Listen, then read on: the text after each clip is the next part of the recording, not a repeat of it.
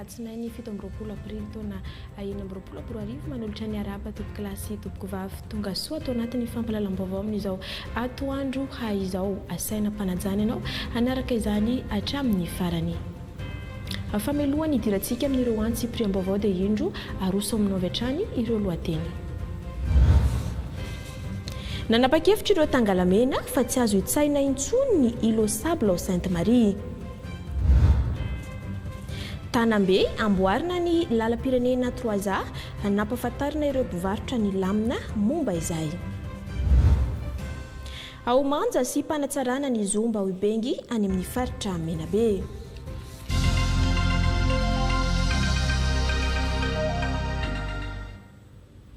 Araka ny efa nampahafantarina antsika tamin'ny lohatenim-baovao teo dia manomboka izao nanapa-kevitra ireo tangalamena ao Sainte-Marie fa azo tsidihana fa tsy azo hitsaina intsony ny nosy alagnana na îlot sable any Sainte-Marie izay tafiditra ao anatin'ny faritra rovana Sorokay ho fanajana ireo fady amin'ity toerana masina ity fa mety hisy fiantraikany amin'ny lafin'ny fizahatany kosa nefa izay fanapa-kevitra izay hoy ireo mpisetra amin'ny lafin'ny fizahatany satria dia anisany nosy mahasarika mpizahatany any Sainte-Marie ny îlot sable sy ny tantarany. Bosco Todzafy Tony Manariava. Nosy alagnana na îlot sable torapasika mahafinaritra hita ao anatin'ny ranomasimbe indiana anatin'ny fokotany Voilava aty amin'ny nosy Sainte-Marie izay mirefy magnodidina ny 10 metatra torado izay mizara hotelo ireto nosy ireto. Toerana be mpitsidika indrindra izy ity tafiditra anatin'ny faritra arovana Sorokay ka manana ny sata mifehy azo manokana ary manana ny fady nentim-paharazana hatry ny ela fa tsapa fa voazimbazimba izany. Nosy alagnana zany tegna anatin'le tegna tany masina efa letry ny helany hela dadiky dadigny mihitsy na tany masina izy zay tona nomboko zay koa efa bebe hely nindesiny dadilahinay nandeha niaza tagnatin'ny toerana nosy alagnana zany efa ilazainy mihitsy aminay hoe tsy mahazo idiavagna alagnany satria tegna tany masina satria ny raha nisy mihitsy ozy raha vao misy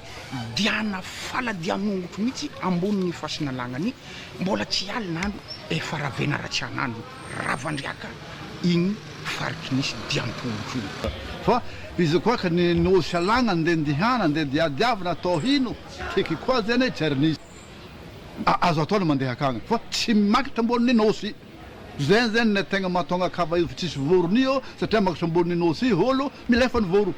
Taoriny fivoriagna maromaro zay efa natao ny farany herinandro teo vao tapaka ny be sy ny maro tamin'ny alalan'ny fionan'ireo tangalamena magnerana ny nosy Sainte-Marie niarahana amin'ireo société civile sy ireo lehibe ny sampany service maro isan-karazany fa azo tsidihana fa tsy azo hitsahina i nosy alagnana na îlot sable. Efa nahazo fankatoavana ny mahafaritra arovana ny faritra nosy alagnana. Ka nosy alagnana no izy avadika ho produit touristique izay tsidihin'ny mpizahatany dia misy fifampidinina amin'ny vahoaka sy tangalamena satria maro ny fady sy ny fomba amampanao izay tsy maintsy arahina amin'ny fampiasana anazy tapaka fa apetraka amin'ny fomba ny tantanana anazy fomba amampanao amin'ny parazana ary indrindrandrindra ajaigna ny fady sy ny fomba jiaby amin'ny tantanana ny nosy alagnana. Etsy ankilany ho an'ireo mpisehatra amin'ny lafin'ny fizahantany dia mety ho isy fiantraikany amin'ny lafin'ny fizahantany izao fanapahan-kevitra izao i nosy alagnana raha teo izay isan'ny atao hoe produit phare be mpitsidika indrindra aty amin'ny nosy Sainte-Marie ivokatsy ho ela ny arrêté communal hamaritra ny mombamomba ity fady sy ny azo atao sy ny tsy azo atao amin'ity nosy alagnana na îlot sable aty Sainte-Marie ity. Resaka fitantanana ny halarovana kosa tena nanao jeritodika ny asa vita sy nametraka ireo asa izay ho tanteraina mandritra ny 5 taona ho avy ny mpitantana ny halarovana Zahamena any amin'ny faritany Tomasina ka tao feno rivatsinanana no natao ny atrika sairaisamparitra momba izay Abel Benjamin. Fiarovana ny ala sy arena fototarazo ao Zahamena miampy asa sosialy sy fampandrosoana ireo faritra iasany eny fotony no tansoroka hoentiny ONG Mateza aty amin'ny faritra iasany. 30 taona ny asa izy ary mivengana ny vokatra.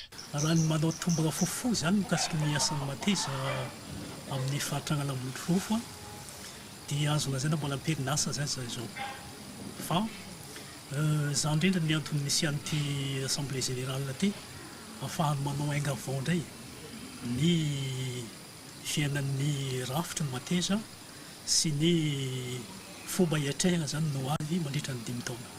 Tsy mandeha ho azy na hoe hionona amin'ny fahazarana ny asa saropaty izay iansoroan'ny ONG ity ka nisy ny fampiofanana ny arahany mpiasa rehetra.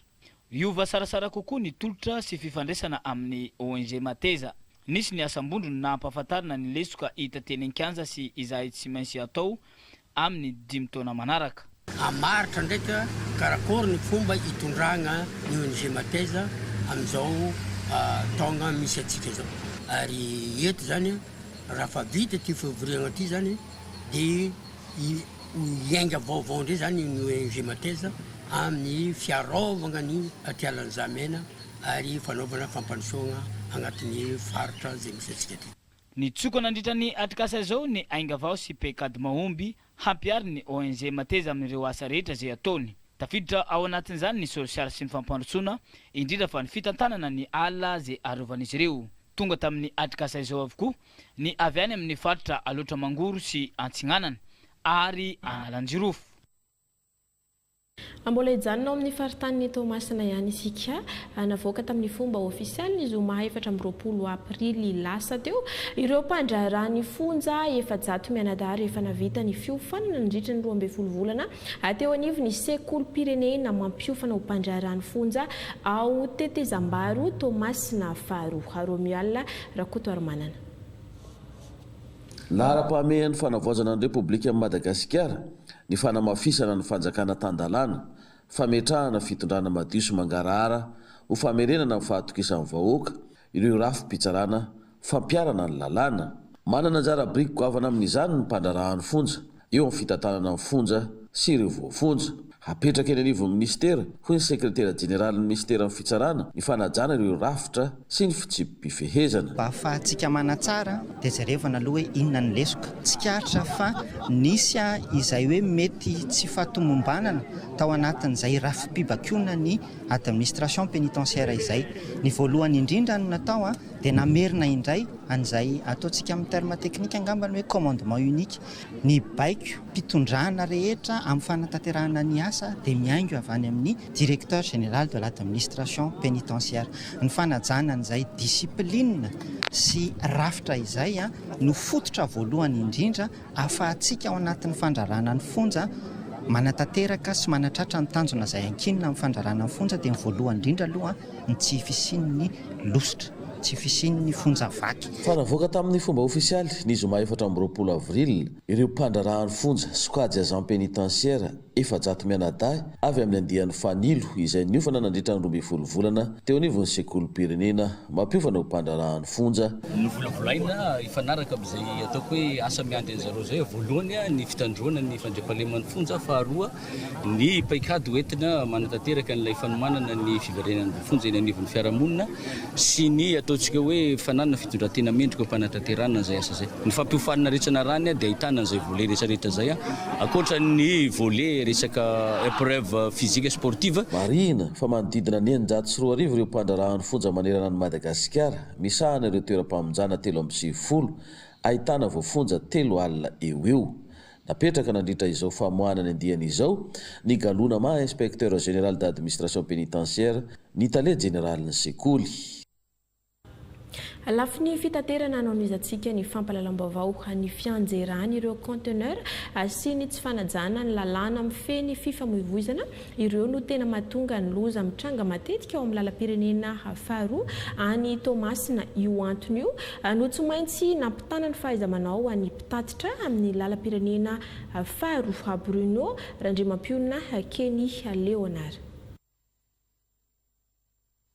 Noho ny fahitana fahasitrangana lozam-pifamoivoizana indrindra ho amin'ny lalam-pirenena faharoa vokatry ny tsy fitandremana ireo fiarabe mpitondra entana anatin'ny conteneur ka hamoizana ain'olona sy haratrana io no nahanaovana ny atrikasa fiofanana ho an'ireo mpitatitra rehetra mba hampatsaivana ny lalàna mifeny fitanterana sy ny fampiasana ny fifamovoizana akoatra ny tsy fampiasana ireny twistlock miazona ny conteneur maro koa ireo fampiasana jiro tsy ara-dalàna amin'ny fiara ary indrindrindrindra ny fijanonana amin'ny toerana manelingelina ny fifamovoizana mampiteradoza koa natao ny atrikasa fiofanana teto Toamasina hoy ny lehibe ny sampana fitsirihana ara teknika ny fiara hampatsaivana ireo fenitra takina amin'ny fampiasana ny fitaovam-pitanterana rehetra ary isy ny famaizana ao arin'izao ho an'ireo izay meny mandika ny lalàna mahakasika izany satria andray fepetra entitra izahay manomboka izao zany mikasika ny resaka tsy fanajana ny lalàna mifeny famovozana eo ihany koa ny tsy fivakiana loha ny fiara manao laisser-aller zany amin'ny entretien le fiarany dia tena entitra ny fepetra horaisina ary mety miafara amin'ny fampidirana fourrière izany zavatra izany fa ny targetra zany dia fifamoivoizana mirindra lavitry ny fifamoivoizana satria araka ny teny filamatra ato amin'ny fitsarana fiarakodia dia lahatokana ny aina mialo izao efa nisy ny fifanankalozan-kevitra sy fijerena ireo olana mateti-pitranga amin'ny fifamovoizana indrindra amin'ny lalam-pirenena 2 sy 5 ary ny eto tamin'ny tanàna Toamasina ka nafahana ny roso amin'izao fanamafisana ny fahaiza-manao ho an'ny mpitatitra rehetra izao. Anisan'ireo tanora niatrika ny fihaonana tamin'ny Praiminisitra lehibe ny gouvernemanta teny amin'ny lapany mahazo arivo ireo tanora avy any Toamasina notsindrina izy ireo manokana nandritry ny fihaonana ny ampiarana ny drafitra fanarenana ny Toamasina ny famerenana ny jiro ho an'ny faritra rehetra sy ny fijerena ny fiainana andavanandro ny mponina ary ny fanavaozana ireo rafitra ao Toamasina nanamafy ny hanomezana azy ireo sehatra ireo tanora solotena ny Toamasina amin'ny fanarenana ny faritra ny avy voahirana Esperon. Ankoatran'ireo faravany tanàna ny Toamasina taorian'ny fandalovany rivodoza Gezany ny 5,900 ny lalana eo an-tampon-tanàna ny Toamasina dia simba tanteraka amin'izao fotoana izao izay miteraka fahatiantoka ho amin'ny fampiodinana ny toe-karena. Mila jerena ho ireto tanora avy any Toamasina ny antony mampitarasoka ny fanamboarana ireo lalana izay avokaavoky ny toe-karena. Le tompona ndraikitra Toamasina zany misy fitavozavozana be amin'izao amin'ny fandraisana andraikitra Toamasina anisan'ny kapitaly ekonomika renivohitra toe-karena eto Madagasikara kanefa raha jerena amin'ny endrika ivelany dia tsy ohatrany hoe tsy voatazona izay anarana zay anisan'ny tanàna manan-karena Toamasina manana orinasa maro efa tsy tanisaiko eto ny orinasa manana port Ambatovy hita be dia be ny orinasa ao fa tsy arakaraka ny arenana ny Toamasina zany ny endrika hita avy ety ivelany amin'izany tanàna Toamasina zay moa zany angatahany amin'ny filom-panjakana mangataka ny fandraisana andraikitra tanteraka efa napitany tany aminareo ny marary ny Toamasina mikasika fitantanandrarah ao an-tampon-tanàna Toamasina commune urbaine eo anivon'ny région dia surtout moa zany ny direction régionale rehetrarehetra ao Toamasina vonina ny tanoran'ny Toamasina andray andraikitra raha misy ilana zay moa zany efa anisan'ny tolomana tamin'iny tolona iny hoe alohan'ny tanora mba homena sehatra satria efa nanao ngeny tsy hoe tsy mahay ngeny ny mitondra fanjakany fa le hitako hoe le tena hoe le finiavana mpandrosin'ny tanàna mihitsy no hitako hoe somary tsy ampy. Nanambara ihany koa ireto tanora ireto fa mila jerena akaiky ny tontolon'ny fananantany ao Toamasina izay ahitana olana amin'ny resaka fangalara-tany. Alafiny fifamoivoizana an-tanety izay nresahana tamintsika teo izay fa ho an'ny fifamoivoizana an-dranomamy kosa dia ina mety hiteradoza handrendrika ireo sambo mpitatitra amin'ny renirano ny Betsiboka ireo fototrazo maniry ao anaty rano nandray fepetra vonjimaika avy eo anivon'ny APMF amin'ny anesorana ireo fototrazo maniry ireo mba tsy hanelingelina ny fifamoivoizana an-dranomamy any Marivoay Farasoa Andrimbelonoro OL Ramarson. Nanatanteraka ny paikady isoroana ny loza mety handrendrika ny sambo mpitatitra amin'ny fifamoivoizana andramamy ao amin'ny renirano Betsiboka ny APMF tamin'ny alalan'ny fangadiana ireo fototra telo lehibe ao anaty rano ahina mety hiteradoza io no asa goavana notanterahana tarika izany teny antoerana ny representant ny APMF eto Marivoay dia nalaina ity fototra ity mba hiarovana amin'ny loza izay mety satria ity kanaly ity raha tsika mahalala fa ny sambo makaty manaraka any dia mivezivezy eo raha sanatsian'izany misy mahavoadonana raha dia miteraka loza dia aleo nasorona avy hatrany mba hialana amin'izay. Isaorana ny distrikan'ny Marovoay tamin'ny fanampiana sy ny komina Manaratsanja ary ny coopérative Kofmita izay niara-nisalay aminay APMF Marovoay nanatanteraka izao fanalana fototra izao. Koa manantena le fiaramiasa hatrany amin'izareo. Be mpampiasa aty amin'ny distrika Marovoay ny sotram-pifamoivoizana Andranomamy ity izay mpampitohy ireo komina amin'ny faritra Pitandrefa ny Betsiboka. Faly zay fa nanampiny ao amin'ny APMF distrika Isorana be komina Manaratsanja amin'ny fanaovana an'ilay asa. Dia ity fanoloany tamin'ny voalohany zany izy ity tsy hoe tsy hita fa fototra nikisaka izy io. Nakisaka an'ilay rano tamin'ny tratran'ilay rano raha vao samonta be rano misy mikisaka ilay fototra mahazo ampovoan'ilay kanaly. Dia fa manala anazy zay fa malalaka tsara ty kanaly atika. Tena nampijaly ary tena nanahirana ny mpandesy ny kapiteny mihitsy izy. Fa amin'izao izy moa fa milamina sy fa malalaka tsara lalina. Fa zay fa tafala reto fototra reto. Aorin'izao dia mbola jerena kaiky ireo faritra sy ny toerana tokony anaovana ny asa ho fanohizana izany amin'ny alalan'ny APMF notrony ny lefitry ny abentanàna tao amin'ny komuna ambanivohitry Manaratsandry.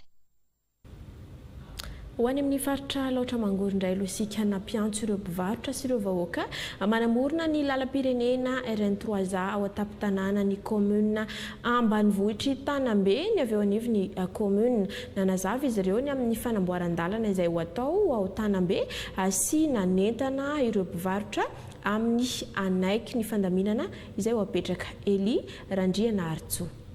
Manomboka ny fanarenana ny lalana RN3A eto amin'ny komina ambanivohitry Tanambe. Manoloana izany dia nisy ny fivoriana niarahana tamin'ireo mponina sy ny mpivarotra amoron-dalana izay notariany ben'ny tanàna ny komina ambanivohitry Tanambe. Notrono lehibe ny boriboritany Tanambe niaraka tamin'ireo mpahay lalàna sy ny solitena ny federasiona ary ny mpanolotsaina eo anivon'ny komina. Nandritra izany no nanazavana ny fizotry ny asa sy ny lalàna mifeny fanorenana ny trano amoron-dalana. Sorana ny fitondram-panjakana, sorana ny PRRM moa izay nanaika sy nanomea ny Tanambe ny fanamboaran-dalana ny eto tampon-tanàna Tanambe.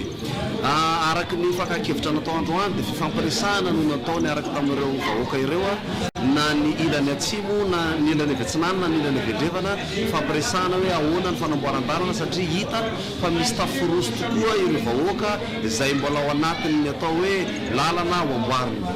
Androany zany dia maravo ny teny hoe nanaiky ny vahoaka ary tia fandrosoana ny vahoaka nanaiky hoe rehefa mipetraka eo ny rehefa ny lalana izay ho atao dia anaiky ampitiavana izy ireo andrava sy anala raha ohatra sanatry ny vava hoe tafiditra ao anatin'ny lalana tokony amboarina zany fototrafitra misy an'izy ireo. Nisy ny tsangatanana natao ka niarana anaiky ny rehetra fa ireo trano tafiditra ao anatin'ny fanitarana sy ny fanamboarana ny lalana dia esorina avokoa satria tombontsoa ny vahoaka no kendrena. Voaresaka tety ihany koa ireo mpivarotra fa anaiky hiala izy ireo ary efa misy toerana natokany komina ambanivohitry Tanambe hamindrana azy ireo. Afa no totosaina tao amin'ny komuna ambonivohitra Parafaravola ny zoma lasa teo ny fivoriana ho an'ireo mpikambana ao amin'ny tranobe ny Tantsaha nanaovana ny tombana tamin'ny fampiasana ilay karatra nomerika Ivoucher.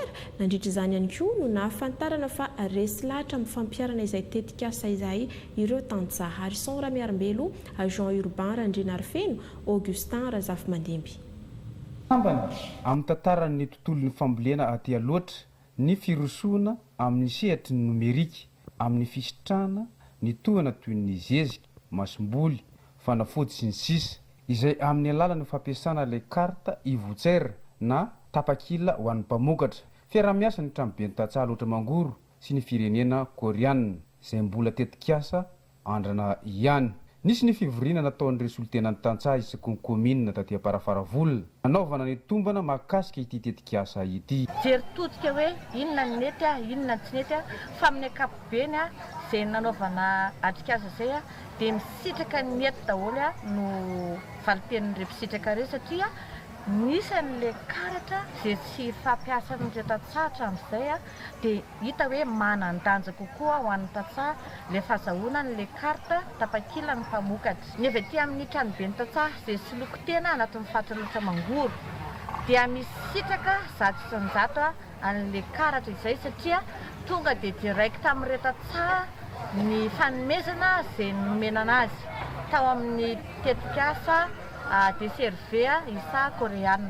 Nambarany ireto tantsaha ireto hatrany fa tsara ary mety amin'izy ireo ny tetikasa. Afaka hoy izy ireo ny ayay anomety kolikoly sy mimpanelanelana ka maniry ny utilizan'ny tetikasa.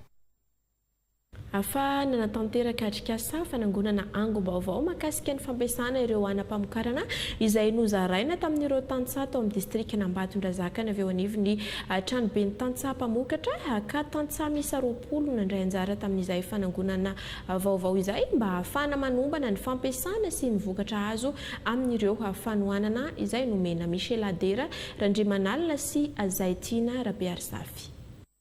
Taorian'ny fizarana ny anam-pamokarana natao tamin'ireo tantsaha teto Ambatondrazaka ny volana marsa lasa teo izay tetikasa koreana vatsiny ny Banky Mondiale vola dia nanatanteraka atrikasa izy ireo mba ho fanangonana ny angom-baovao ny fampiasana ny anam-pamokarana iray volana lasa izay ka tantsaha avy amin'ny kominina enina ato anatin'ny distrikta Ambatondrazaka no nanaovana ny atrikasa. 20 ireo mpisitraka ireo angalana angom-baovao hoe inona nety inona tsy nety fa amin'ny ankapobeny dia nety le piloty andrana dia makasitraka amin'ny projet koreana.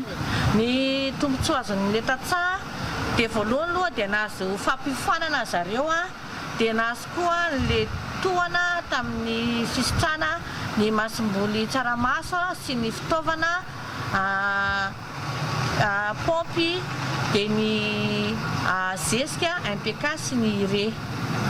Izany dia tsy nandoavana vola fa tonga dia dimy alina sy iray hetsy miditra amin'ilay karta ivoatsera dia ho an'ireo mpisitraka ireo tsy misy vola lona ny ariary. Fa nirindreto tantsaha ireto ny hiparitahan'ity tetikasa ity manerana nosy mba hitondra amin'ny fampandrosoana.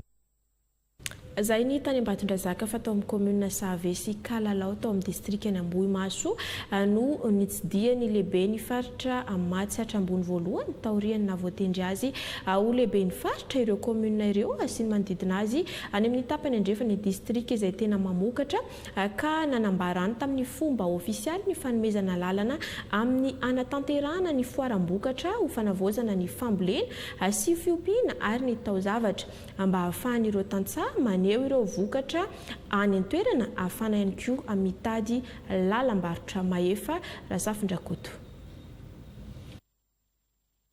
Ny commune Save sy Kalalao commune amin'ny tapany andrefana ny distrikta Ambohimaso no safidian'Andriamatoa lehibe ny faritra Matsatra Ambony hotsidiana voalohany ato amin'ny faritra no ireo commune ireo izay tena mamokatra ary tena tsapa fa mavitrika amin'ny famokarana sy ny fiompiana ny tantsaha any an-toerana. Olana ho azy ireo ny famoambokatra noho ny tsy fisian'ny tsena nanao fankatahana izy ireo mba hanao foarabe ny vokatra hampisehoana ny vokatra izy ireo. Izany foara zany dia nomena ny lohahevitra hoe foarambokatra ho fanavaozana ny fambolena sy ny fiompiana ary ny taozavatra. Namaly ny helalan'izy ireo avy hatrany Andriamatoa lehibe ny faritra nandriso ny fidirany fotony mba hamahana ireo olana ireo sy hitondrana ny mpandrarà hisiany fifanankalozana rabaritra mivantana tsy misy mpananelana amin'ny mpamokatra sy ny mpividy.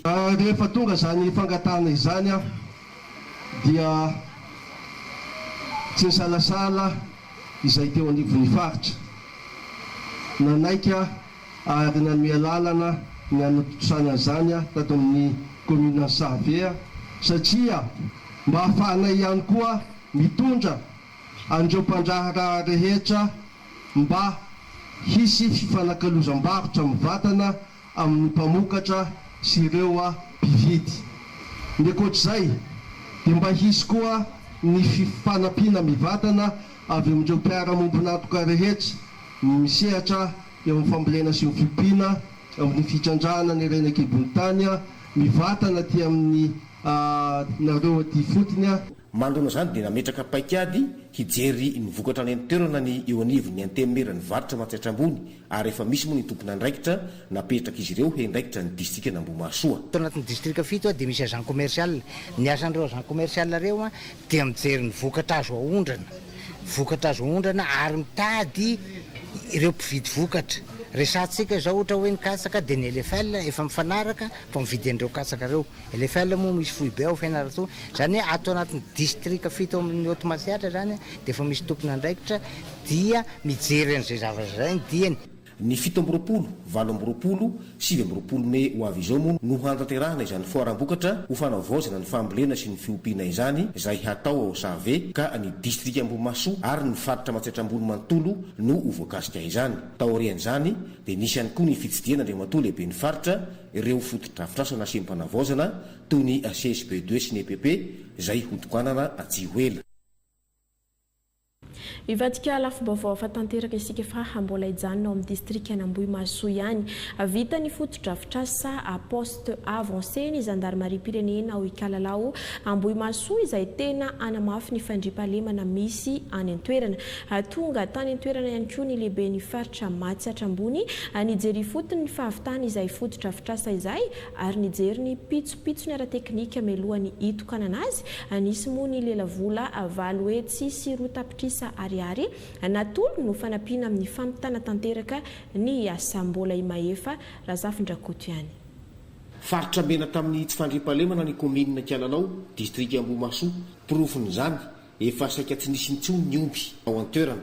Lamina nefa izany no nezaky ny tompona andraikitra isan-tsikajiny niaraka tamin'ny mpitandro filaminana ary nanao ezaka ihany koa ny fiadidiny tanàna nametraka posta fixe ny zandary ary ankehitriny natao lara-pahamehana tamin'ny alalan'ny siaga ihany koa ny fametrahana ny foto-drafitrasa ho poste avancé ny gendarmerie ka efa vita izany. Tonga ijery fotony izany ny lehibe ny faritra Matsaitrambony sy ny lehibe ny vondrotobo-patro gendarmerie pirenena Matsaitrambony ary ny derany nezaky ny mpitondra ty fotony satria zava-dehibe ho izy ireo ny fahavitana izao foto-drafitrasa izao satria tena hanamafy ny fandriampahalemana ahafahany tantsaha manao ny asany andavanandro am-pilaminana ho afaka iompy izy ireo ary hamokatra. Profo zany efa mitombo ny omby ary isan'ny tena mamokatra raha tsy laza fa-tsy ny karoty tsara kalitao ihany koa Kialalao araka ny tatitry mibe ny tanàna ao an-toerana. Any amin'ny taona 2024 efa-jato ny isan'ny omby tatia no ny korotana no tsy fandriampahalemana rehefa niezaka ny tompona andraikitra eo ny fandriampahalemana ka nametrahana tamin'izany fotoana poste fixe dia amin'izao fotoana izao lasa zone blanche Ikalalao rehefa misy any amin'ny 4 any ny isan'ny omby ato anatin'ny komina ny Ikalalao. Profo zany ny fahaizantsika miara-mientana amin'ny mpitandro fahalemana sy isika vahoaka. Manaprofo koa zany fa ao anatin'ny fandriampahalemana no ahafahany vahoaka tsirairay manao ny asany ary ahafahana mamokatra.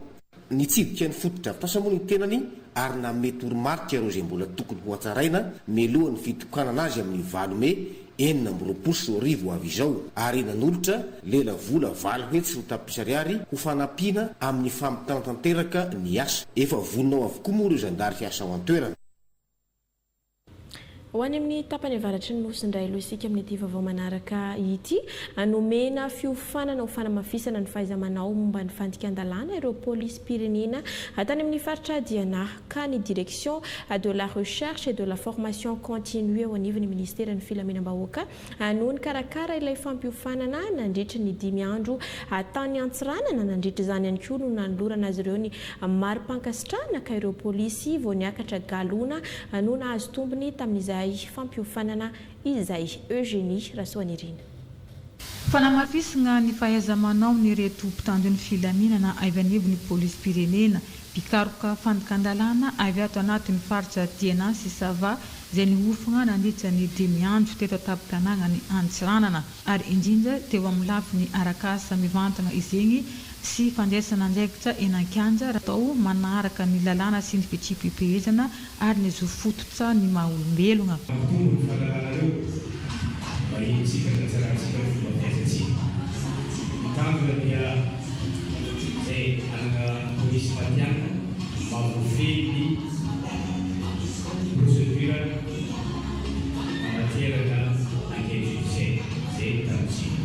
Andraikitra lehibe sy manandanja no miambiny izy ireto ao reny izao fiofanana izay niratovin'izy ireo izao ary indrindra ho an'ireo officier de police sy inspecteur de police izay nahazo fampiakarana galona tamin'ity taona 2024 ity.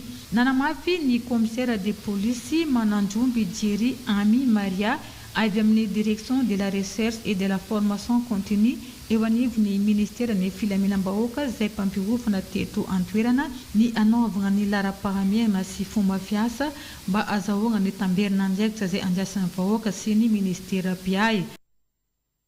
Avelantsika eo ny mahakasika an'iny fa havonana indray anjara amin'ny fakakevitry ny tanora ny fikambanana antafa na antenimeran'ny tanora ho an'ny fanorenana sy ny fahaleovantena. Izy ireo izay nanao fanambarana fa miaro ny tolona ny arananao ny volana septambra 2024 alasa teo. Ange Firabe Manakaja, Joël Randriaparany. Mijogo mpanoana ny asa rehetra mitondra fandrosoana taon'ny fitondrana ny fikambanana antafa na antenimeran'ny tanora ho an'ny fanorenana sy ny fahaleovantena. Resy lahatra izy ireo fa tena ilaina ny fanatanterahana ny fakan-kevitra ahafahan'ny rehetra mitondra ny anjara birikiny ho fanarenana ny firenena. Manamafy izahay fa tsy miova ny vina sy tanjon'ny antafa izay mifototra amin'ny fanorenana firenena matanjaka mahaleo tena ary miorina amin'ny soatoavina sy fahamarinana. Mipetraka hatrany izahay ho arofanina ho an'ny fanavaozana mitandro sy manohana ireo hetsika rehetra mitondra fandrosoana maharitra ho an'ny firenena. Faharoa, manambara izahay fa manohana ny fanavaozana izay mitarika amin'ny lalana makany amin'ny fanarenana sy fanatsarana ny rafitra ara-politika sy ara-tsosialy eto amin'ny firenena. Raisinay ho zava-dehibe ny fanatanterahana ny fikaonandoha-pirenen'ny tanora ary ny fikaonandoha-pirenena nasionaly izay sehatra hiadian-kevitra sy fampidiniana amin'ny fomba demokratika ary mitarika mivantana ho an'ny fifidianana madio mangarahara ary eken'ny rehetra. Ny antafa dia hijoro hatrany sy ho sarotiny amin'izay hanimba ny tolona natao ary mahatoky amin'ny fanavaozana sy ny fanorenana ny hoavin'ny Madagasikara. Namafisy ny fampisandrahaka any amin'ny faritra ny fikambanana antafa ary niarany dinika namoaka io fenkevitra io ny filoha lefitra avy amin'ny faritany enina. Ho any amin'ny faritra Menabe indray losika nahazo fitaovana avy amin'ny ministera ny serasera sy ny kolotsaina ny delegation'ny serasera sy ny kolotsaina ao Manja tonga nanatitra izany tany an-toerana ny taleparitra ao Menabe. Jules Randrembolony aina, Régis Ramanandraibe. Solosaina iray complet sy imprimante iray no natolotry ny ministera ny serasera sy ny kolotsaina ho an'ny délégation ny serasera sy ny kolotsaina di Manja. Tonga nanatitra izany taty an-toerana ny taleparitry ny serasera sy ny kolotsaina Menabe. Ny sorana manokana ny fanjakana foibe izay tarihan'ny colonel Michael Randrianirina tamin'ny alalan'ny ministera ny serasera sy ny kolotsaina izay tarihan'ny ministra Gaskara Fensoa izay nanolotra ny reto fitaovana reto ho an'ny distrika eto Manja. Fampiasaina reto fitaovana reto mba hampandrosoana ny lafiny serasera sy ny kolotsaina ihany koa. Efa 15 taona lasa zay no nisy nanolotra fitaovana farany tamin'ny nanokafana n'ity toerana ity dia izao ndray zany amin'izao andro fanavaozana izao vao misy an'izao fanomezana fitaovana ho entana miasa zao eto amin'ny distrikany Manja ka isorana ny fitondram-panjakana foibe. Délégation manana olana goavana amin'ny fitaovana enti miasa ny aty Manja. Na eo aza izany azo lazaina fa efa mamahany ampahany izao nomena izao satria efa ahafahana mamokatra sy manodina ny fandarana eto an-toerana saingy mbola olana ny tsy fananana caméra, dictaphone, poste retour, radio sy télévision mba ahafahana mamantatra ny kalitaon'ny sary sy ny feo miala avy eto amin'ny délégation makany amin'ny roampanjifa isa-tokantrano. Ko dia mbola hamafisinay ny isiany fanomezana fanampiny. Ampatsahiviny fa efa vita ny pilonina 520 metatra avy amin'ny ministera ary miandry ny tohin'izany izahay aty an-toerana. Mangetahita fanatsarana ihany koa ny toeram-piasana. Mbola ny manja ihany ho asipanatsarana ny Zumba Ubengi fantatra izany nandritra ny fidinana ifotony nataony Italie Générale ny kolotsaina tany an-toerana tamin'ny Zuma lasa teo. Mbola Jules Randriambololoniaina sy Régis Ramanandraibe. Ho fanatanterahana ny politika ny ministera ny serasera sy ny kolotsaina amin'ny fanomezakasina ireo fomban-drazana sy vakoka eto Madagasikara dia tonga nidina ifotony ny jery ny tena zava-misy marina ao amin'ny Zumba ny Ampanjaka Ndremandazoala aty Bengy commune ambanivohitry ny Ankiliabo distrikany Manja ny Italie Générale ny kolotsaina. Fantatra nandritra izany fa hisy ny fanatsarana manaja ny fenitra amin'ny mahazomba ny ampanjaka azy ny Zumba eto Bengy ary apetraka ho arem-bakoka nasionaly. Misy Zumba ato izay mana tantara bevata Madagasikara satria ato ny nipoirany tantarany Sakalava. Dia amin'izao nanika izao hoe antia iaby izay raha tokony hantea, hamboary, hareny, hapetraka amin'ny plasy tokony misy azy amin'igny tantara amin'ny fomban-draza malagasy. Satria zay ma zany ny andraketan-tegna. Ity Zumba ity zany misy ny mpanjaka nipoirany Sakalava amin'ity faritsy ity. Na magnagny mena be zay mankany Belo zay ary mankany amin'ny Vangaindrano zay any amin'ny Rabehava misy fotorany amin'ny tantarato zay le hoe antesaka ny fampivorony araka amin'ny fokon'olo ato hampandrenesy aby reo olo iaby reo fagnandroana aloha zany fihaonana aloha ino ny tokony hatao magnaia ny lala tokony izora hagnomeza hasiny ny tany ny boatsika iaby io amin'ny ara-tantara malagasy. Fanatsarana manaja ny endrika hatrany am-boalohany no eritreretana hatao toy ny famerenana indray ny fandrarina na fandaharana ireo vato eo amin'ny Zumba, ny fametrahana fefy raha ilaina izany mba hiarovana ny manodidina amin'ny fanazimbazimbana. Santionany ihany izany tolo-kevitra izany fa ny fanapaha-kevitry ny rehetra voakasika mivantana no atao. Afa no marina tamin'ny alalan'ny famelabelarana sy famparatiana boky vaky boky ary antsa tononkalo ny fankalazana ny herinandro iraisam-pirenena ho an'ny boky sy ny zony mpanoratra tany amin'ny faritra Bonglava ka nisy ny fiara-miasa ny fitalevam-paritry ny serasera sy ny kolotsaina tany Bonglava sy ny faribolana sandratra Jenny Rabarson miarana malala. Tadio malala fa ny mianatra tsy mora. Ny baka koa tsy sangy. Aoka mitsy ato la ianao mamangivangy tsy mafony tambajotra. Antsatononkalo famelabelarana sy fampiratiana boky malagasy ho an'ireo mpianatra teny amin'ny lycée privé Tanjona sy ny lycée enseignement général Tsironomandidy ary ny koro Ranoe no nanamariana ny andro iraisam-pirenena ho an'ny boky taty amin'ny faritra Bonglava. Izy io dia ho fampitiavana ny ankizy mpianatra indrindrandrindra ny boky ao anatin'izay fanentanana ny ankizy zay ity boky zay maninona moa no hoe ny boky no manantona ny mpianatra satria amin'izao fotoana izao no ny firomoromon'ny teknôlôjia sy ny firoborobon'ny aira dia efa safotra ao anatin'ireny fampiasana n'ireny teknôlôjia ireny ny mpianatra any ka tsy manam-potoana na kamo mihitsy azy andeha hitady sy hiditra tranomboky misy boky zany. Dia hoe andao ao anatin'ity herinandro ny boky sy ny zonim-pamorona ity zany dia andao indray ny boky mihitsy no ampanaterina ny manantona ny mpianatra satria ny boky dia mbola tsy misy masolo ny boky aloha hatreto satria izy dia tena sakaiza mahafinaritra satria hoentinao afaka azonao hoentina any amin'izay tianao ale izy na amin'ny fotoana inona na amin'ny fotoana inona na aiza tsy mifidy fa rehefa amin'ny internet kosa nefa mila herinaratra iny mila réseau iny mila méga iny zay mahatonga any amin'ny teny hoe mbola tsy misy mahasolo ny boky aloha hatreto indrindrandrindra reo manam-pahaizana tany aloha be tany dia hafa mihitsy ny boky izay nisoratan'ireo olona taloha ireo dia izay ny antony nahatonga anay nikarakaran'izay hetsika izay. Zava-dehibe ho an'ireo mpianatra ny famakiana boky.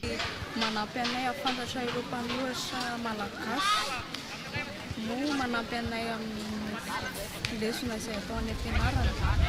3 andro ny faharetan'ny fankalazana ka fiara-miasa ny mpanakanto Avelonidoro ary ny fitalevam-paritry ny serasera sy ny kolotsaina eto Bonglava no nanatanterahana ny fankalazana ny andro iraisam-pirenena ho an'ny boky taty amin'ny faritra Bonglava.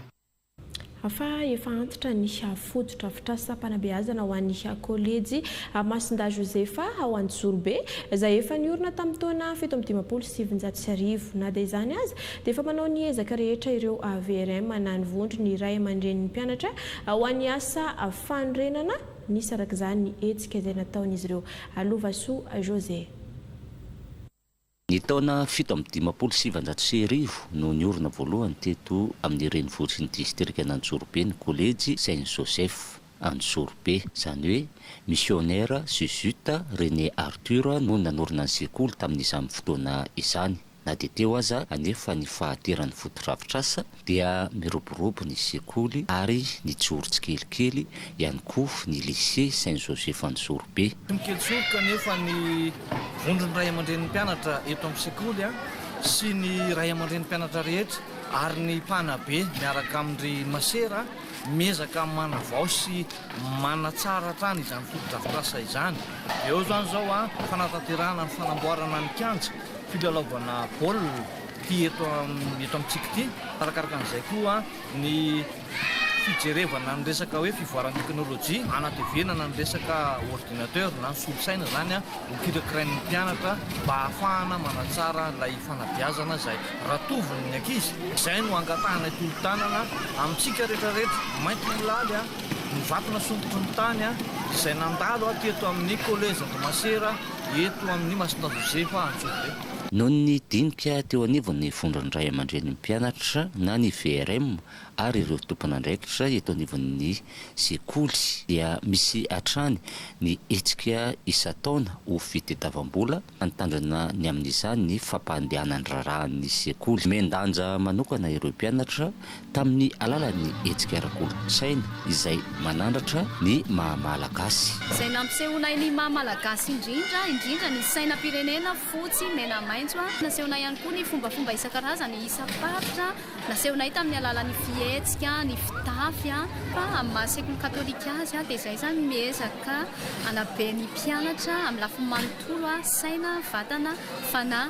Izay indrindra no antony anaovana izao hetsika izao amin'izay fampandehanan-draharaha atao amin'ny sekoly ijerena ny fanatsarana isan-karazana. Eo ihany koa no anana an'ireo mpampianatra izay milofo andro manalina tafitan'ireo zaza malagasy ireo. Tamin'ny 76 ankehitriny ireo mpianatra beazana eto amin'ny kolejy Saint-Joseph Antsorobe. Na dia isan'ireo sekoly tranainy aza ny kolejy Saint-Joseph dia maro ireo mpianatra efa nivolavolaina teto. Efa misy ihany koa ny mandrato fianarana eny amin'ny Andriamanontolo ary efa maro amin'izy ireny ihany koa no mitana ny andraikitra ambony.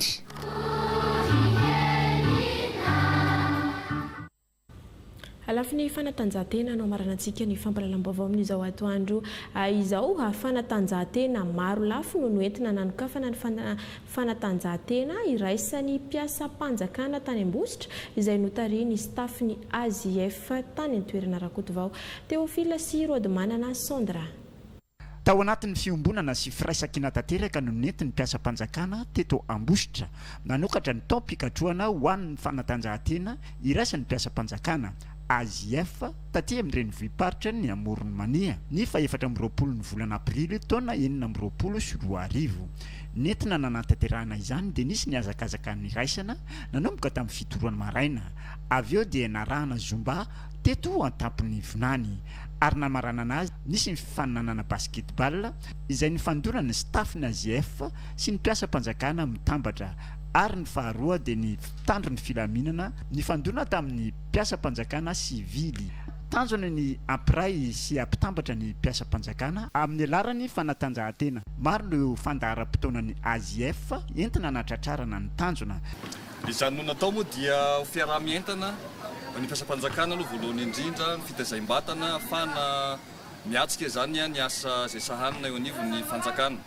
Eo ihany koa ny fanomanana ihany koa ny fifaninana nasionaly izay atao any Manakara moa zany araky ny voalaza ny AZF Foibe.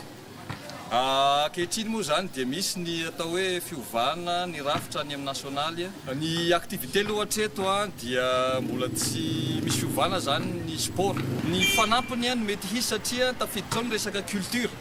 Donc zany mety hampiseho zany ny association mety hisy fifananana mahakasika ny fomba isaky ny faritra culture hoentin'ny faritra tsirairay zany amin'ny national lany ny hetsika régionaly dia manana daty ihany koa ny azefa tao Morimania dia ho tanterahana ny fa 4 ka hatramin'ny faraka amin'ny 3 ny volana May. Araky ny baiko moa zany hoe tsy maintsy miatrika fifananana régionaly vao afaka amin'ny fanina national dia efa vonona ihany koa zany ny faritra Morimania miatrika izay fifananana régionaly izay. Isy ny fiovana eo amin'ny AIF ka miandry ny fandaminana avy amin'ny nasionaly vao mandrindra ny aty anivony régionaly. Tapitra ny oran'ny fampalalam-baovao tompoko lasy tompoko vavy ankasitrana ianao tany tokantrano nanaraka izany hatramin'ny farany ankasitrana ihany koa ireo ekipa rehetra niara-nisa lata amin'ny fanatotosana ny fampalalam-baovao manome fotoana anao amin'ny rampitso indray filao tompoko.